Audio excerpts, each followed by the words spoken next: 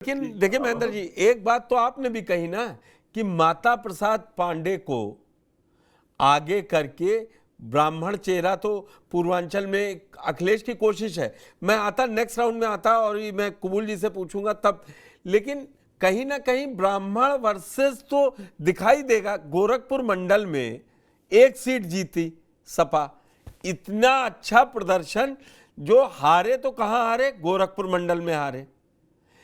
22 में हारे, 22 में 110 सीट 111 आई थी।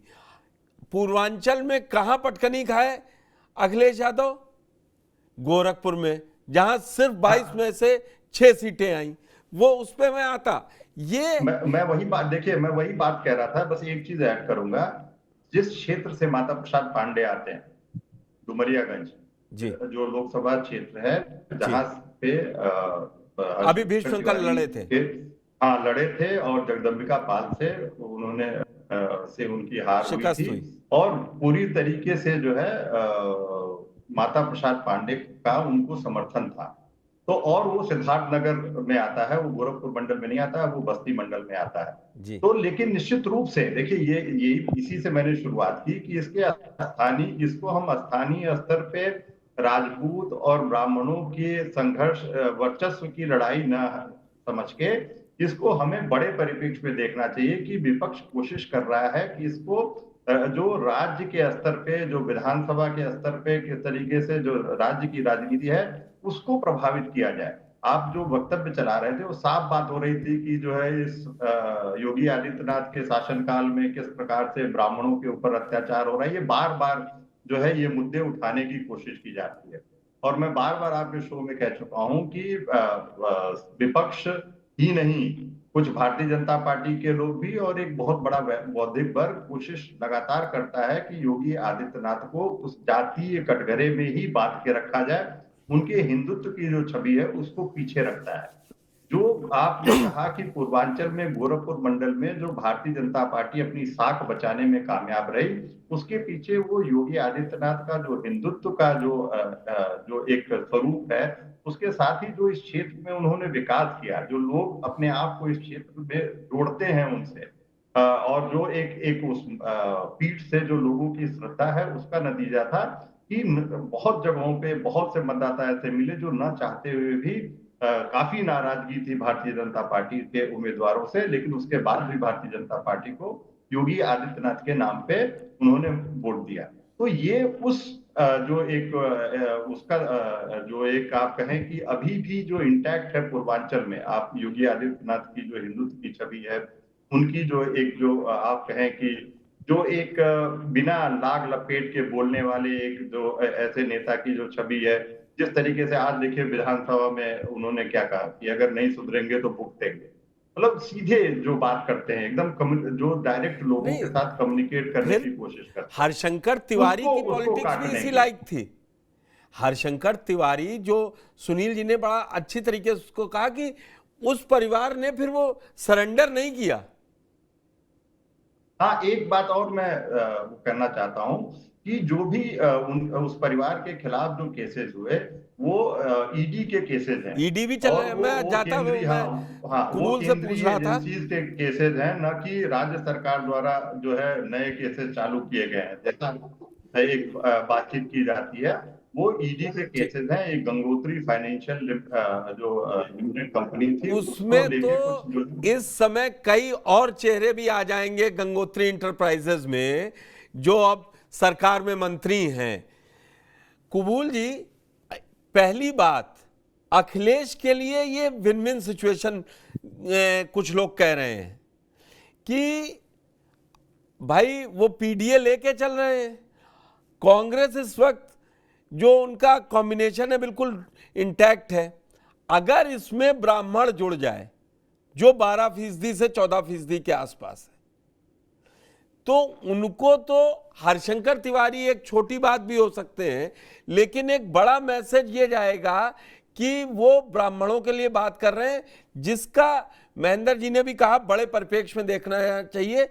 माता प्रसाद पांडे को वहां उन्होंने बनाया। आज विधानसभा के अंदर योगी जी ने 3 से 4 बार माता प्रसाद पांडे की तारीफ की और कहा वे वृद्ध हैं, बुजुर्ग हैं, आपका सम्मान होना चाहिए, आपकी हर बात को ध्यान से सुना जाना चाहिए। तो वो भी उस समझ रहे थे, तो वो माता प्रसाद पांडे को वो जगह दे रहे थे। लेकिन एक बात, डिप्टी सीएम केशव प्रसाद मौर्य से जब पूछा गया कि ये गोरखपुर में ऐसा हुआ है, तो बोले ये सरकार का इससे कोई लेना देना नहीं, ये गोरखपुर वालों का झगड़ा है। अब मैं आपसे समझना चाहता हूं पूरा विस्तृत।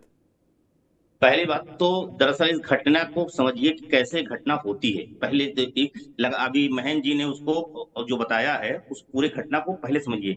दरअसल 4 जुलाई को टांडा गांव में ग्राम पंचायत और ग्राम समिति की बैठक होती है।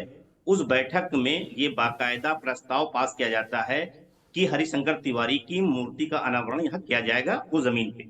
उसके बाद 5 तारीख को वो कमेटी जो है वो प्रस्ताव ले जाके उप जिलाधिकारी को सौंपती है।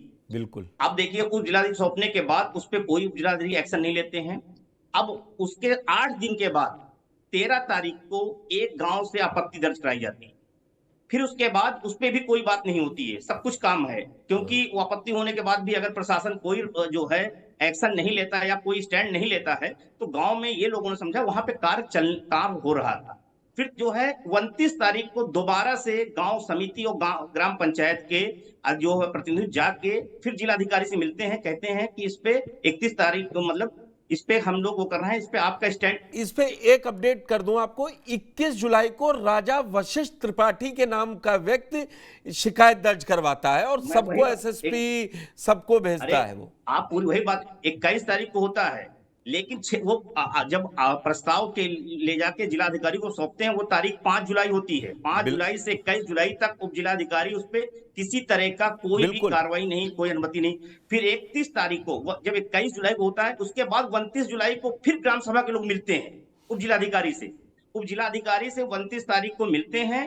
29 तारीख को मिलने के बाद ये कहते हैं कि इस पे आप जो भी स्टैंड लेना है, लेकिन उसके बाद भी उसके 2 दिन बाद वहां प्रशासन का बुलडोजर पहुंचता है। प्रशासन का बुलडोजर पहुंच के जो वहां पे उनके जो चबूतरा बन रहा था प्रतिमा लगाने का उसको ध्वस्त कर दिया जाता है। आप देखिए इस नैरेटिव को कि 5 जुलाई को पढ़ने के बाद 21 जुलाई तक कोई भी अगर एसडीएम नहीं लेता तो ग्राम सभा ने समझा है यही जिला पंचायत के और ग्राम सभा के प्रस्ताव पास करने पे गांव के नाम और जिला के नाम बदल दिए जाते हैं। लेकिन यहाँ पे अगर कोई प्रस्ताव दिया गया उस पर किसी तरह का एक्शन नहीं लिया गया और तो क्या ग्राम सभा ने सोचा कि हो सकता है, तो ये वहां से होता है। तो अगर 1 महीने के अंदर मतलब यानी लगभग 25 दिन बाद ये एक्शन होता है, यानी कि 25 दिन तक वहां कार्य चलता रहता है। कैसे चबूतरा बन गया था, आरसीसी का चबूतरा था, 10 दिन में नहीं बनता है। तो अगर ये इस सब कुछ हो रहा था, इसके बावजूद अगर 21 तारीख को उसमें कोई एप्लीकेशन पड़ती है, कोई मतलब गांव के भले ही पट्टीदार हो कौन है मैं नहीं जानता हूं उनको, लेकिन होता है तो निश्चित तौर पे इसमें कोई सियासत नजर आती है कि एक्शन के। और जो बात अभी शुक्ला जी कर रहे थे इसमें कोई शक नहीं है, ये किसी से छिपा नहीं है कि योगी आदित्यनाथ और मठ और हाथा की सियासत कैसी अदावत रही है, ये जग जाहिर है। एक बात। दूसरी बात ये है कि आपने कहा कि अखिलेश यादव इसको ठाकुर बनाम ब्राह्मण या बनाने की कोशिश हो रही है। दरअसल इसको ठाकुर बनाम ब्राह्मण बनाने से ज्यादा अखिलेश यादव मैसेज दे रहे हैं। मैसेज इसलिए दे रहे हैं क्योंकि ये कार्रवाई हो रही है और जब मुख्यमंत्री योगी आदित्यनाथ, जिनको अभी अभी महेंद्र भाई कह रहे थे कि उनको ठाकुर के परिधि में बांधने की कोशिश की जा रही है, मुझे याद है कि जिस समय उत्तर प्रदेश में लोकसभा चुनाव हो रही थी, राजपूतों की पंचायत हो रही थी, उस समय भारतीय जनता पार्टी के नेता कह रहे थे कि उत्तर प्रदेश में ठाकुरों के सबसे बड़े नेता योगी आदित्यनाथ हैं, ये कोई और नहीं भाजपा के तमाम नेता कहे हैं। पुष्कर भाई आपको याद होगा एक बार हमारे साथ डिबेट में भी आप थे उसमें। तो यानी कि जब बीजेपी के लोग खुद जो है बीजेपी के प्रवक्ता जो गाजियाबाद में वीके सिंह का जब टिकट कटा तो यही कहा गया मंच से, क्या योगी आदित्यनाथ सिंह से कोई बड़ा ठाकुर है? जो लोकल बैठकें हुई जिसमें सुनील शर्मा थे। इसका मतलब है कि कोई और नहीं, भाजपा खुद भी उनको ठाकुर नेता के तौर पे भारतीय जनता पार्टी में देखा जाता है, इसमें कोई शक नहीं है। और इसके बावजूद उनके ऊपर तमाम आरोप लगते हैं, ठाकुर परस्ती के आरोप लगते रहे, ठाकुरवाद के आरोप लगते रहे कि वो ठाकुरों के प्रति नरम है। जो हमने विधानसभा चुनाव में भी देखा, जब धनंजय सिंह के मामले में बात हुआ हो, उत्तर प्रदेश में एक और चीज देखा गया कि उत्तर प्रदेश 2022 के चुनाव में अगर भारतीय जनता पार्टी की 3 सीटों पर जमानत जब्त होती है, एक होती है कुंडा, दूसरा होती है उमा शंकर सिंह की सीट पे, तीसरा धनंजय सिंह की सीट पे। तीनों सीट पे एक चीज और दिखता है कि अपोजिशन से चुनाव लड़ने वाले ठाकुर कैंडिडेट होते हैं, उन तीनों सीट पे योगी आदित्यनाथ के प्रचार नहीं करने नहीं जाते हैं। तो ये सवाल तो उठेगा ना। नहीं, इसके अलावा सवाल उसमें मैं आपको एक और जोड़ दूं। मैं और बता रहा हूं, 74 जिलों में जिला पंचायत अध्यक्ष भाजपा के हो गए, लेकिन 75वें जिले में श्रीकला सिंह जीती। जीत गए हैं, लेकिन जो यही तो मैं कह रहा हूं। तो इस तरह के आरोप अगर लगते हैं कि अगर हर जगह आप जो है समाजवादी पार्टी के गढ़ में जो है समाजवादी पार्टी के प्रत्याशी पर्चा नहीं भर पाते हैं, और बनारस के अंदर चुनाव एमएलसी का होता है, एमएलसी के चुनाव में अगर होता है और उस समय कोई बीजेपी कैंडिडेट ये कहता है कि हमारी जान की खतरा है, मेरी सुरक्षा नहीं है ब्रजेश सिंह से, और उस पर कार्रवाई हो, तो सवाल तो उठेगा। एक चीज, दूसरी चीज है अखिलेश यादव। निश्चित तौर पे समाजवादी पार्टी जिस स्टेज पे आज पहुंच गई है 2027, मतलब खासतौर से 24 के चुनाव में, अब उसका लक्ष्य 2027। अखिलेश यादव ने ये देख लिया कि हमें अवध के ठाकुरों ने तो वोट दे दिया। अब वो अखिलेश यादव दरअसल ये ठाकुर बनाम ब्राह्मण से ज्यादा बनाने से ज्यादा वो ब्राह्मणों को संदेश देने की कोशिश कर रहे हैं। समाजवादी पार्टी के आज तमाम ट्वीट जो है उसमें कहीं जो है हरिशंकर तिवारी और भीम शंकर तिवारी, मतलब हरिशंकर तिवारी के बेटे विनय शंकर तिवारी और भीम शंकर तिवारी, उन्होंने तो ठाकुर बनाम ब्राह्मण बनाने की कोशिश की। लेकिन जो और भी समाजवादी पार्टी के नेता हैं या अखिलेश यादव हैं, उन्होंने ऐसे संदेश देने की कोशिश नहीं की, लेकिन ब्राह्मणों को संदेश देने की जरूर कोशिश की है। उसके पीछे मंशा ये है कि आप देखिए समाजवादी पार्टी के पिछले कुछ दिनों से कि जब भी बात होती है उसमें एक कानपुर की जो देहात वाले कांड था, झोपड़ी वाला बुलडोजर चलाने का, नहीं विकास दुबे नहीं, जो कानपुर में एक ब्राह्मण महिला के घर में झोपड़ी बुलडोजर चला दिया गया था, घाटमपुर वाला घटना का, तो हाँ उसका जिक्र करते नजर आते हैं। उनसे आप कुछ भी पूछिए तो उस पर वो घुमा के यहीं आ जाते हैं। दरअसल समाजवादी पार्टी इस बात को समझ गई है कि उत्तर प्रदेश में अगर हमें हासिल करना है, क्योंकि जिस इलाके में खासतौर से हरिशंकर तिवारी का प्रभाव है, या जो खासतौर से गोरखपुर मंडल से लेके जो गोंडा तक का इलाका बेल्ट है, इसमें भारतीय जनता पार्टी बहुत ही मजबूत स्थिति में है। विधानसभा चुनाव के आप नतीजे देखें तो 39 सीटों में से 6 सीटें समाजवादी पार्टी जीतती है। लोकसभा चुनाव में हम देखते हैं तो महज 1 सीट जो है समाजवादी पार्टी जीतती है।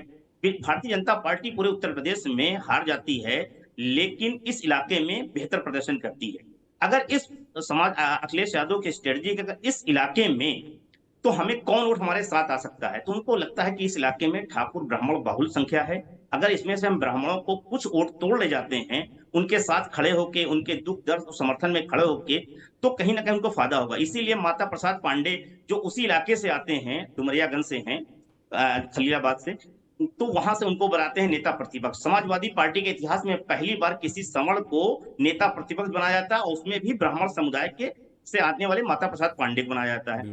दूसरी तरफ यह है कि जो हरिशंकर तिवारी की जब चबूतरा प्रतिमा वाला तोड़ दिया जाता है, तो पूरी समाजवादी पार्टी उतर आती है, समर्थन में खड़ी नजर आती है, सदन से लेके सड़क तक ये बात उठा रही है, सोशल मीडिया तक ये बातें उठ रही हैं। तो यानी कि दरअसल एक संदेश देने की कोशिश है, क्योंकि अतीत में देखें तो हरिशंकर तिवारी और योगी आदित्यनाथ के खासतौर से मठ के बीच में वो जो अदावत रही है, कोई वो आज नहीं दिग्विजयनाथ के दौर से है कि वो कैसे वो ठाकुरों का शरण होता था जो है मठ, और हाथा जो है वो ब्राह्मणों का होता था।